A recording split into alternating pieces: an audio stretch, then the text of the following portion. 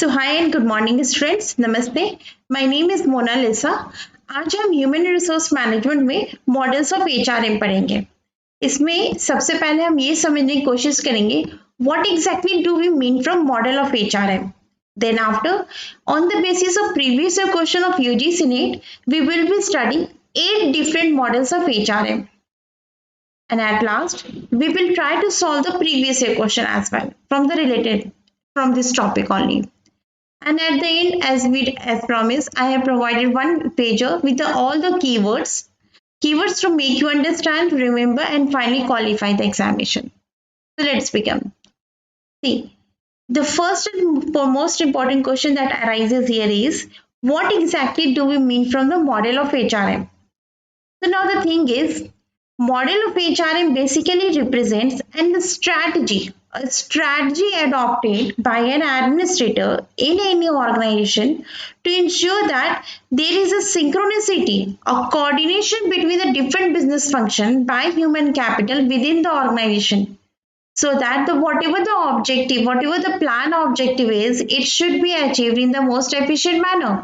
That is, without major conflict, without major deviation.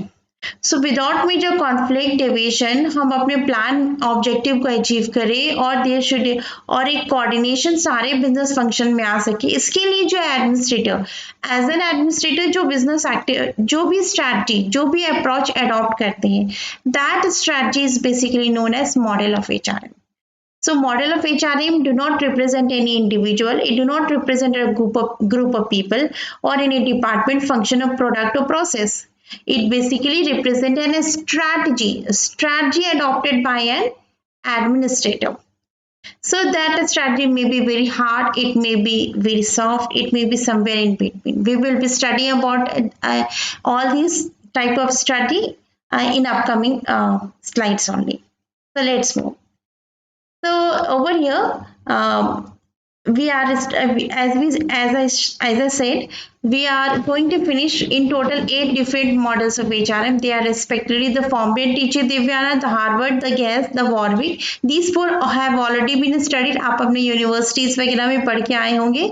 The other 4 which are that must be absolutely new for you is the John Story model, the diagnosis model, the Accent research model, and the 10 C's model. These all 8 models are important from the point of view of your upcoming UGC NET. So let's start the Formbridge TC Devyana model. So student, जैसा मैंने आपको बताया, सबसे पहला जो model develop किया गया था उसी का नाम है Fombrun Tichy Devanna model. For this reason this model started being known as a first model of HRM. ये डायरेक्ट क्वेश्चन एग्जाम में आया हुआ.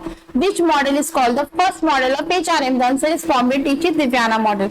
इसके बाद इसमें क्या चीज है, तो यहाँ पे इसमें है कि इसमें 4 फंक्शंस की बात की है. 4 है तो 4 बताना है आपको. 3 या 2 जो आप एग्जाम्स में सेमेस्टर्स में लिख के आ जाता है कि जो याद आया लिख जो नहीं है कुछ तो मिल जाएगा, वैसे काम नहीं करना. 4 है तो 4 ही बोलेंगे, ठीक है. और चारों के नाम क्या है? The selection appraisal development reward, selection appraisal development reward. आप एकदम इस तरह से 10 बार बोलिए, एकदम हर चीज याद हो जानी चाहिए.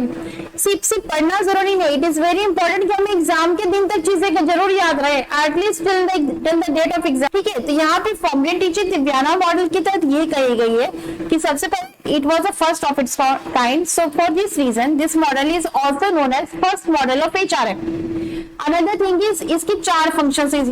इसमें ये डायरेक्ट क्वेश्चन है, कितने फंक्शंस की बात की गई है? The answer is 4. और कौन सी है? तो first is selection appraisal development reward, ठीक है. अभी ये रिवॉर्ड हटा के घुसा देगा technical. Don't ever get confuse, ये चीज नहीं होनी चाहिए मेरे किसी स्टूडेंट के साथ, ठीक है.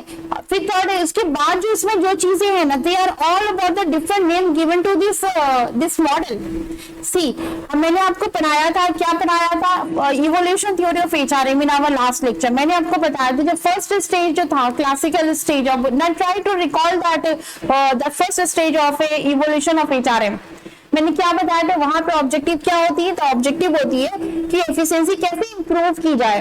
वहां पे कंट्रीब्यूटर कौन है? तो साइंटिफिक थ्योरी एफ.डब्ल्यू. टेलर से आते हैं, मैक्स वेबर से आते, ब्यूरोक्रेसी वाले, फिर हेनरी फ्योर से with along with his 14 principles, ठीक है। और वहां पे क्या था, और क्या थी वहां पे, मैंने आपको बताया था कि जैसे मैंने बताया था कि साइंटिफिक थ्योरी सामने डिफाइन किया था, who is the best employer, the one who do what we are asking him to do.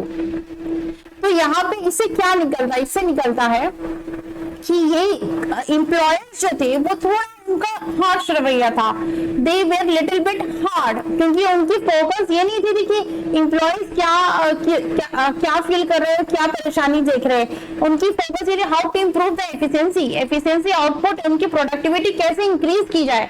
For this reason वो उनका रवैया थोड़ा हार्ड थे, बट टाइट फिट टाइप का, जो कहा गया वही करो। तो उसी इरा में ये मॉडल डेवलप हुई थी, फॉर्मवेल Tichy Devanna model got evolve in the same era. वो जो फर्स्ट स्टेज है एचआरएम का इवोल्यूशन थ्योरी की।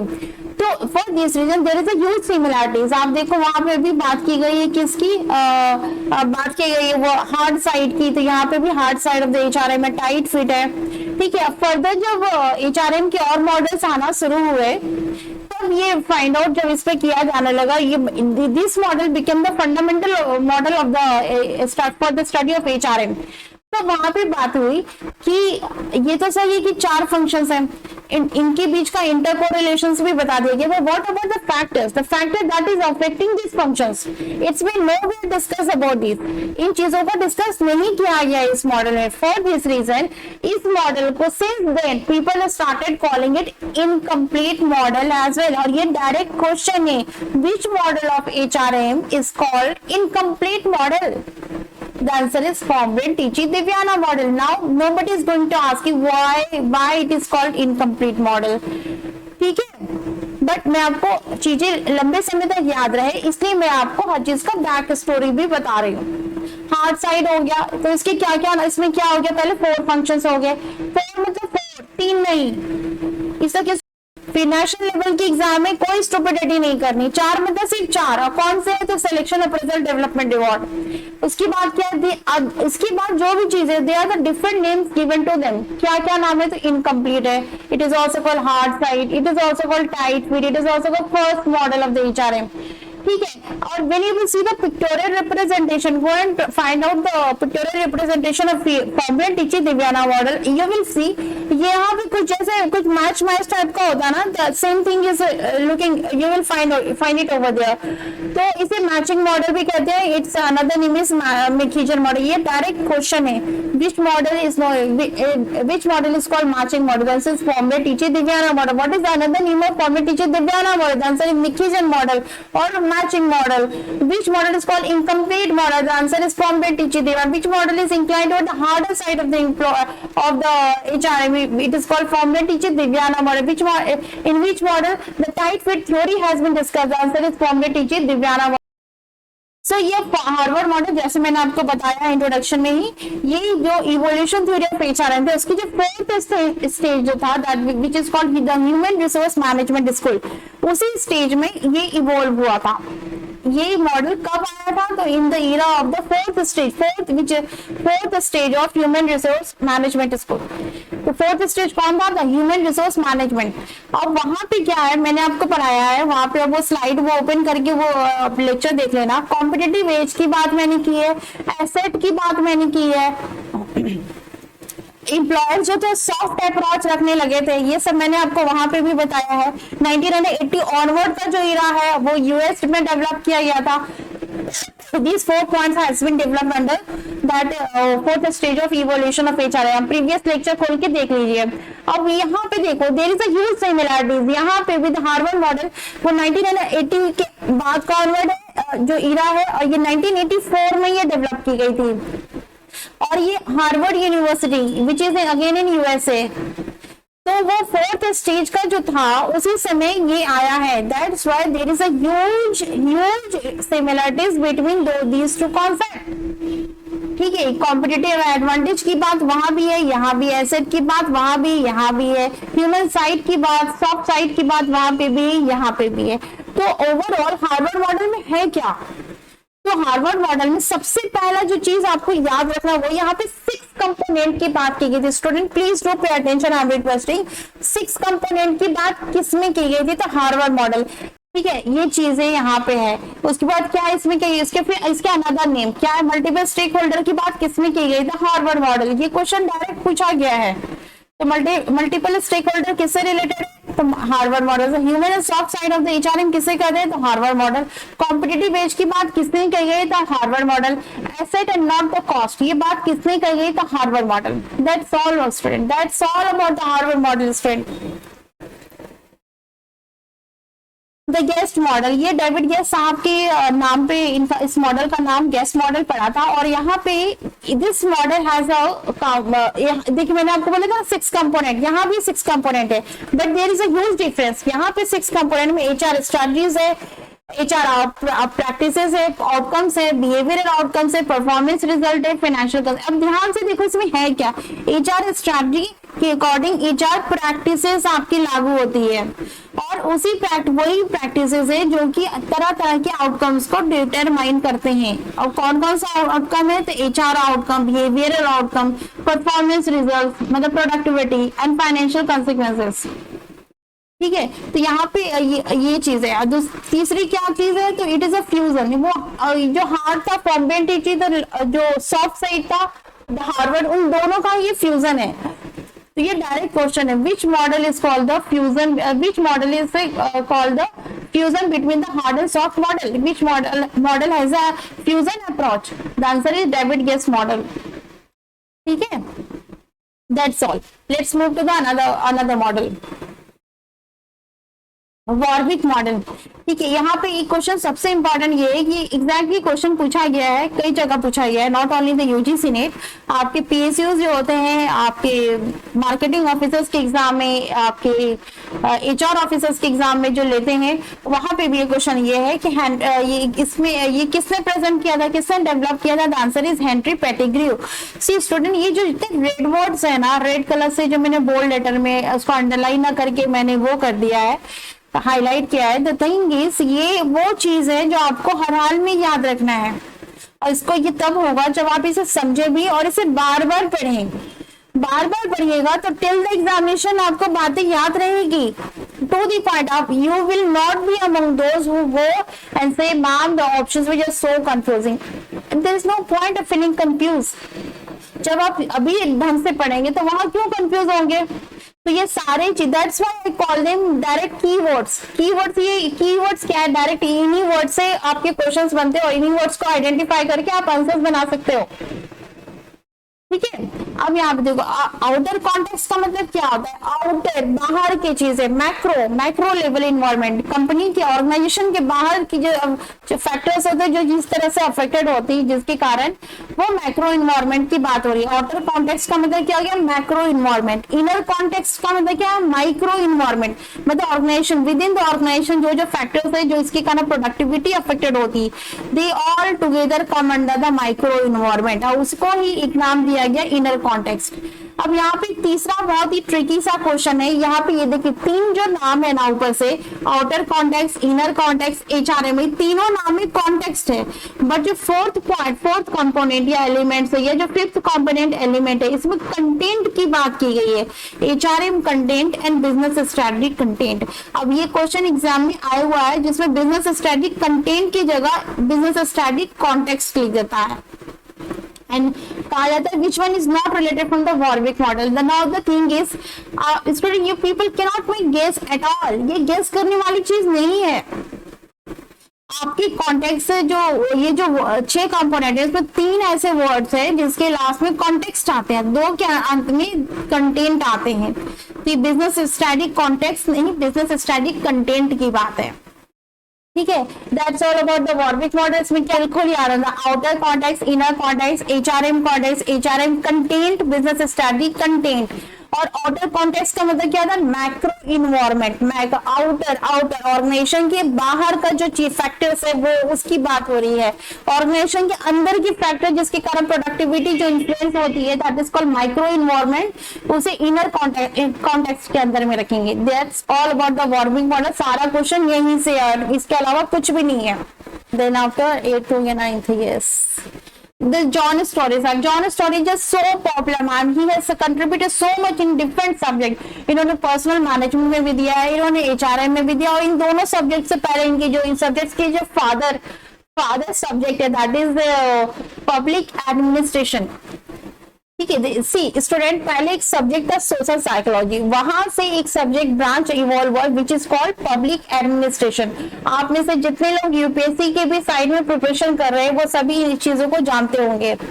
वो टिल अनदर 70-80 years तक ये डिस्कस होता रहा है कि whether a public administration should be called a different subject, should be studied as a different subject और नॉट। उसी बीच एक नया ब्रांच निकल गया which is called personnel management. At the era of that evolution of that personnel management John Storey साहब के contribution start होते हैं, और उसके बाद वहां से जो पर्सनल मैनेजमेंट से आगे निकल के क्या बनता है, ह्यूमन रिसोर्स मैनेजमेंट। तो he is a man basically got associated with both the subject. For this reason, he got succeeded in presenting 27 differences between HRM and personal management. Now, student, it's very funny, but ये question exactly exam में आया हुआ है कि John Story साहब had presented a differences between two subjects. Which two subject it was? The answer is किन दो विषयों में फर्क John Story साहब ने दिया था? The answer is personal management and human resource management. इन दो विषयों में जॉन स्टोरी साहब ने डिफरेंसेस बताया था। Answer is personal management and human resource management. और कितने डिफरेंस है? तो 27। और उन्होंने सारे डिफरेंस को 4 अलग अलग हेडिंग के में डाल दिया था। इसको 4 कैटेगरीज भी कहा गया है। यहाँ पे क्या हो गया? 27 डिफरेंसेस हो गए किन दो विषय में? तो personal management, human resource management में। और उन सारे डिफरेंसेस को कितनी कैटेगरी में बांटा गया? तो 4 कैटेगरीज में। 4 कैटेगरीज के नाम क्या? Belief, assumptions, line management, strategic aspect and की लेवल्स। फिर इसको हार्ड डिस्टिंक्शन बिटवीन, ये जो डिफरेंसेस है ना उसको ओवरऑल कहा गया कि basically he presented a difference between hard and soft version of the HRM। ठीक है, तो ये that's all about the John story model. Hard version of the HRM में क्या है मैंने आपको बता चुका है। Please do pay attention, I am requesting. Rationality about the human resource, इसकी बात किस मॉडल में की गई है?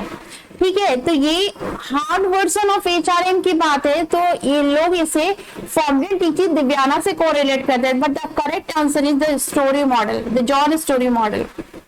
ठीक है, that's all about the John Story model of the HRM from the point of view of your UGC NET examination.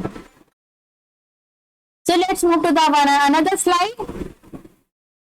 Okay, diagnosis model. Diagnosis model as the name says, इसमें क्या होता है? जैसे कोई डॉक्टर डायग्नोज करता है, disease वगैरह को, तो हाउ डू इट? पहले एक पेशेंट उनके पास आता, पेशेंट से वो तरह तरह के क्वेश्चन पुट करते हैं कि क्या प्रॉब्लम है, कब से प्रॉब्लम है, कैसे प्रॉब्लम शुरू हुआ, क्या क्या खाए थे, क्या नहीं खाए थे। On that basis what he do, he prescribe some medicine, he prescribe some solution to him in the form of medicine.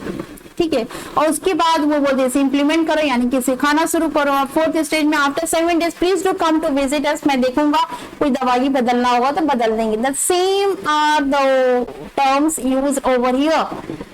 Diagnostic model के 4 कंपोनेंट है। 4 कंपोनेंट कौन कौन से है? Diagnosis, second prescription, third implementation, fourth evaluation. अब यहाँ पे मैंने ट्रिकी लिखा है।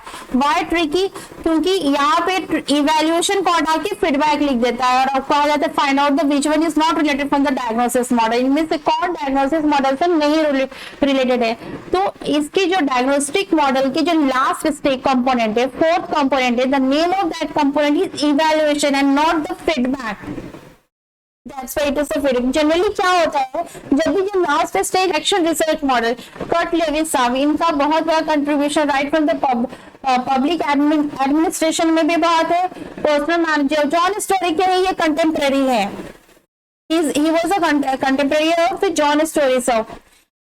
वहाँ इनके भी वैसे लंबे चौड़ी कंट्रीब्यूशन है इन ऑल दिस 3 सब्जेक्ट। ना ओवर ये एक्शन रिसर्च मॉडल में ये कहा गया है कि हमें कोई कोई भी फाइनल एक्शन लेने से पहले उसके पूरी इन डिटेल रिसर्च करनी पड़ती है। And for this reason it's been suggested to gather as many information, as many data as possible, फिर उसे एनालाइज करेंगे और उसके बाद जो फाइनल आउटकम है, जो फाइनल कंक्लूजन निकलती है, उसके अनुसार हम लोग उसको इम्प्लीमेंट करते हैं और फिर जो इम्प्लीमेंट हम लोग जो किए, जो एक्शन लिए है, उसको फिर इवेल्युएट करते हैं। This is all about the action research model. Data collect करना, उसको एनालाइज करना, फिर एक सॉल्यूशन फाइंड आउट करना, फिर सॉल्यूशन को इम्प्लीमेंट करना और उसकी इवेल्युएट करना। So this is basically continuous process. So ये क्वेश्चन है, डायरेक्ट क्वेश्चन है, which model of the HRM is called continuous process, the continuous model? The answer is action research model. Which model? See, when you will see the pictorial representation of this action research model, I haven't added because it isn't required at all. पर जब आप ये Google में search करेंगे, you will find it is very looking like some cycle. ये हो रहा है, ये हो रहा है, फिर बाद में आपकी क्या हो रहा है, इवैल्यूएशन हो रही है, फिर वही काम हो रहा है, फिर वही काम हो रहा है। For this reason this model is also called a cyclic process या साइक्लिक मॉडल। सी ये these are the direct question जो आपके एग्जाम्स में आ रहे हैं। अब यहाँ पे आप कंफ्यूज होते हैं, there is no point of that. तो क्या क्या हो गया एक्शन रिसर्च मॉडल में, नंबर इज कट, लेविस साहब का ये दिया हुआ, ये भी क्वेश्चन आया हुआ है। कंटिन्यूअस प्रोसेस की बात किसमें की गई है, तो ये एक्शन रिसर्च मॉडल में। साइक्लिक प्रोसेस की बात किसमें है, तो एक्शन रिसर्च मॉडल में। That's all. अब हमारा है, this is our last model of HRM, which is also called the 10 C's model of HRM. This model was given by whom? The answer, first question, the answer is by Alan Price. तो यहाँ पे सबसे पहले ये ध्यान देना कि किसने दिया था, ये ऑलरेडी एग्जाम में आया हुआ क्वेश्चन है, एलन प्राइस ना। हमें 10 C's वो कैरेक्टरिस्टिक्स बता गए हैं। तो इसमें आपको ये नहीं, कभी मैंने अभी तक नहीं देखा है स्टूडेंट की कभी ये पूछ दे कि इन चारों 10 में क्या क्या क्या नाम है इनके। आंसर यहाँ पे क्या क्वेश्चन पूछते हैं कि 3 क्वेश्चन इसमें लिख देता है, 14 पूछता है, लिखता है हमेशा it is a cut copy paste over and over again in different examination. इसमें 4th ऑप्शन डाल देता है कंसिस्टेंसी, और ये पूछा जाता है कि 10C मॉडल में क्या कंसिस्टेंसी था। The answer is no. ठीक है, अब ये हल्का हल्का आप ये देख लो क्या क्या कॉम्प्रिहेंसिव में सब भी हर एस्पेक्ट की बात होगी। 360 डिग्री क्रेडिबिलिटी, मतलब ट्रस्ट को बिल्डअप करना है, कम्युनिकेशन, जो ऊपर टॉप लेवल मैनेजमेंट जो ऑब्जेक्टिव बना रहे हैं वो नीचे तक वो बिल्कुल वैसा ही ट्रांसपेरेंसी के साथ कम्युनिकेट किया जाए, कॉस्ट इफेक्टिव होनी चाहिए, क्रिएटिविटी को इन्वॉल्व होने चाहिए, कोहेरेंस होनी चाहिए, कॉम्पिटेंसी को बढ़ावा देंगे, कंट्रोल मैनर में करना है, चेंज को भी हम लोग ध्यान में रखते हुए, because environment is ever changing, और कमिटमेंट को हम लोग कैसे एम्प्लॉय का कमिटमेंट बढ़े, ये सब की बात है। सी अब इसमें से आपसे ये नहीं पूछेगा, ये क्वेश्चन हमेशा रिपीट हुआ है। The most surprising thing is that nobody ever try to change that. 4th option में कंसिस्टेंसी देता है, हमेशा ही कंसिस्टेंसी देता है, और उसमें पूछा जाता है विच अमंग दिस 4, इनमें से कौन 10C मॉडल का हिस्सा नहीं है। The answer is consistency. It's चलिए, so that's all about the all 8 models of HRM जो हमें UGC NET NTA के पॉइंट ऑफ व्यू से पढ़ना था, ये हमने आज पढ़ लिया। अब हम भी start solving the previous year questions.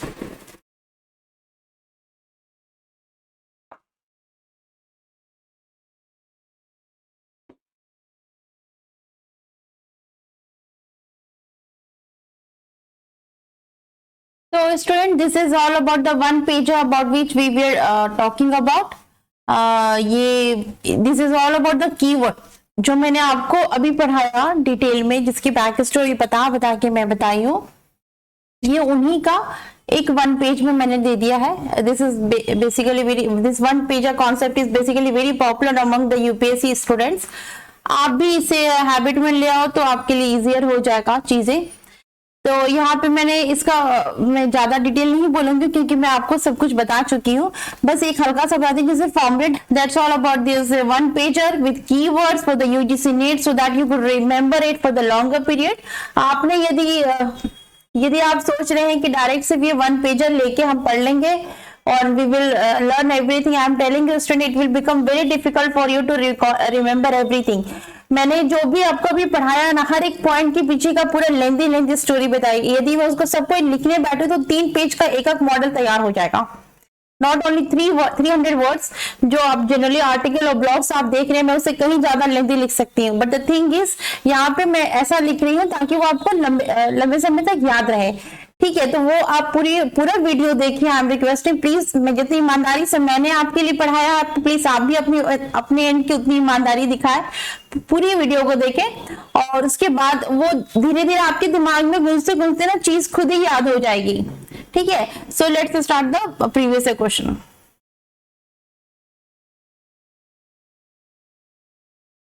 तो स्टूडेंट्स, द थिंग इज ये वीडियो ऑलरेडी काफी लेंथी हो चुका है for this season. Today I have decided to solve just 5 previous year questions. ठीक है, but at the end of tomorrow, by end of tomorrow I will be releasing another video in which I will be solving 20 questions from this chapter, this topic, and 10 questions from the evolution theory of HRM as well, और कुछ expected MCQs भी बनाऊंगी। that lecture will be all about only the objective question related from the chapter 1 concepts and perspectives of the HRM। ठीक है, तो आज अब हम लोग सिर्फ ये चैप्टर, ये सामने जो दिखा है स्लाइड, इसे सॉल्व करते हैं। तो first question is which one of the following is not the component of Guest model, not tell me. Student, मैंने आपको बताया 6 कंपोनेंट इसके होते हैं। कौन कौन से कंपोनेंट आप बताइए?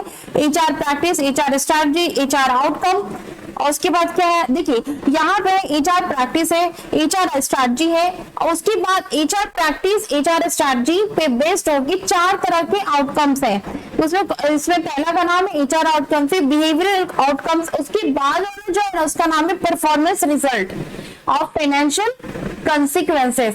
फाइनेंशियल आउटकम नाम का कोई भी उसमें कंपोनेंट नहीं है। Student, this is what I am saying, that's why people are finding difficult to qualify the objective based examination. The term which is given in the David Guest model is financial consequences. Financial outcome नाम का कोई शब्द उसमें नहीं है। ठीक है, so which one is not related from the David Guest model? Answer is financial outcome. The second question is, let's move to the question number 2. According to John Story, okay, HRM focuses on the dash side of human resource. ठीक है, it emphasizes that control should be in the hand of management, while the dash HRM stresses the human aspect of HR. ना human aspect की बात किसमें कही गई है? Well, soft approach में। और ये रैशनलिटी और hard in the hand of management किसमें कही है? तो हार्ड साइड में। The answer is C, hard and soft. See, this is the way NTA is presenting the question. इसको कंफ्यूज करने के लिए लोग बस हल्का हल्का पढ़ के जाते हैं, वहां पे एफिशिएंट लिबरल एफिशिएंट ना कर दे।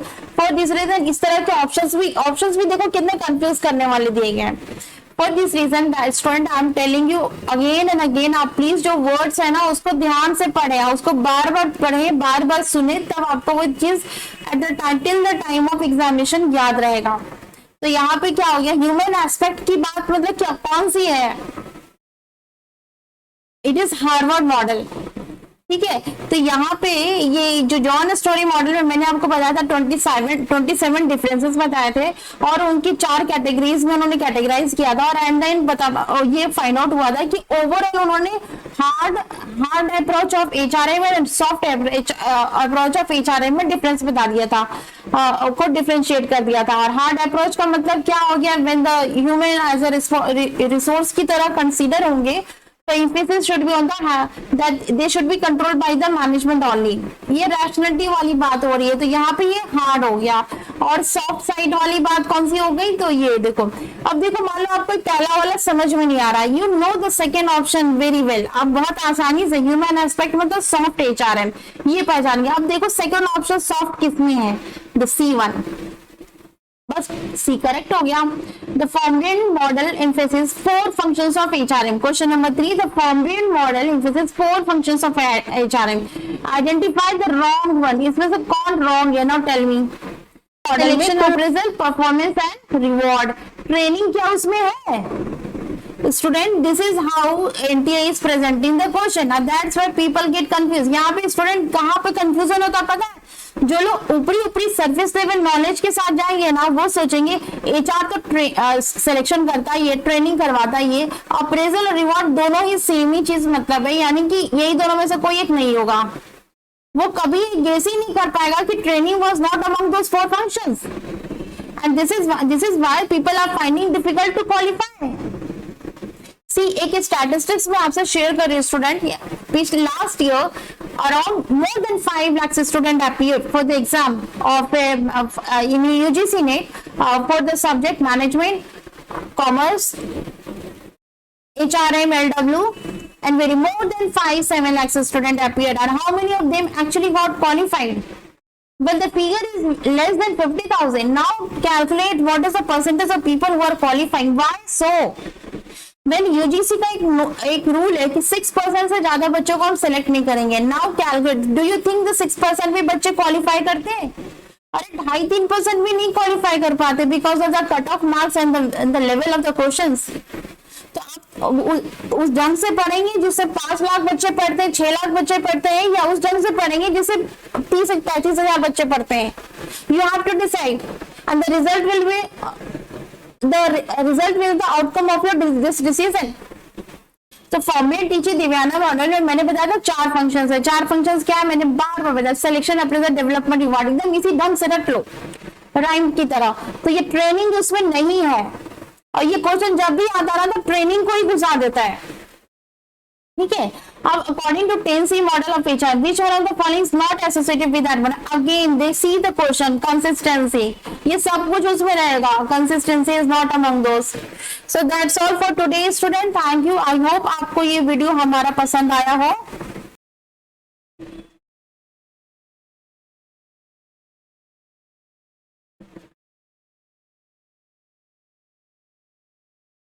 सो स्टूडेंट्स, सो फार टिल नाउ हम लोग अभी क्या पढ़े हैं? तो मॉडल्स ऑफ HRM पढ़े. ये मॉडल्स ऑफ HRM जो हमने आज पढ़ाई किया, ये only on the basis of the previous questions of the UGC net. उनमें जिस मॉडल से क्वेश्चन पूछा गया हम उन सारे मॉडल्स को आज पढ़ाई कर चुके हैं. उनके बीच का इंपॉर्टेंट टर्म्स क्या है, how they are different from each other, what is the basic characteristics related from that, ये सब कुछ हम लोगों ने आज पढ़ाया है. एट द एंड हमने कुछ 5, सिंस वीडियो लेंथी हो चुका था, so we succeeded in solving just 5 question. 15 and much more than 15 question will be delivered tomorrow by end of tomorrow. At the end मैंने 1 पेजर एज प्रॉमिस 1 पेजर भी provide किया है with keywords. This is basically to help you understand, remember and finally qualify the examination. See, the target is not to understand or remember, the target is to qualify the examination now. So these 1 page are basically going to help you in qualifying the examination. ठीक है. थोड़ा अलग है मेरा video, I agree and accept. Similarly next class जो है मैं 10 जून यानी कि कल मैं आपको रिलीज कर दूंगी. By end of tomorrow the next video will be release. That will be all about, इसमें कोई थ्योरी नहीं पढ़ाऊंगी. It will be all about the MCQs, multiple choice question रहेंगे जिसमें प्रीवियस क्वेश्चन मेजरली रहेंगे. वो मॉडल्स ऑफ HRM से रहेंगे, इवोल्यूशन ऑफ HRM से रहेंगे, डेफिनेशंस ऑफ HRM से रहेंगे and etcetera. So that's all for today. And I hope and wish आपको हमारा ये एफर्ट पसंद आया हो. आपको यदि लगता है कि मैं कुछ अलग अपने ट्यूटोरियल क्लास के साथ ला रही हूँ, कुछ आपका वैल्यू एडिशन हो रहा है, आपको you are gaining the confidence, और आपको ऐसा लग रहा है कि मैं आपकी I could help you in achieving your dream in then please do get connected with me. Please do subscribe, please do like, share and share it with as many people as possible. It is very much needed because I myself is I have just started my online teaching career. It's just a start. I've just started and I'm doing my best. कोई भी cut copy paste वाला material नहीं. You know this very well. आप सभी पढ़े हैं. You have seen several videos as well. You all have seen. Each one of you could easily verify what I am saying is true or not. So please do like, share and subscribe. At the end, thank you so much for watching, having patience with me. Jai Hind.